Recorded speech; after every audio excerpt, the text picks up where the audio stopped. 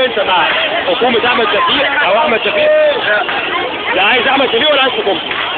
طب في شخصيات محترمة فعلا مسكت زي مثلا سمير رضوان في وزارة المالية وحط عمل اصلاحات يعني مالية في باكستان وفي كل دولة.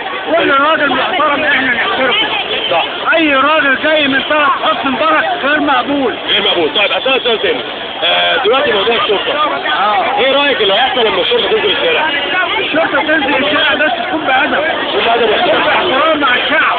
تكون باحترام مع الشعب. طيب لو ريما رجعت للأجهزة القديمة بعد 5 سنين 10 سنين هيحصل قتال. هيحصل قتال. شرعي. انت مع المواجهة؟ مع المواجهة. يعني انا واحد من الناس لو ضابط اهني هقتله.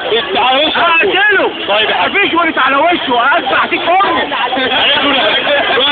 دلوقتي هنهدي الوضع دلوقتي. انا شفت قرارات قبل كده حاجة.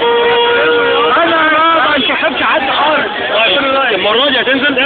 النبات هنزل اللي يصلح هعلم عليه في العالم.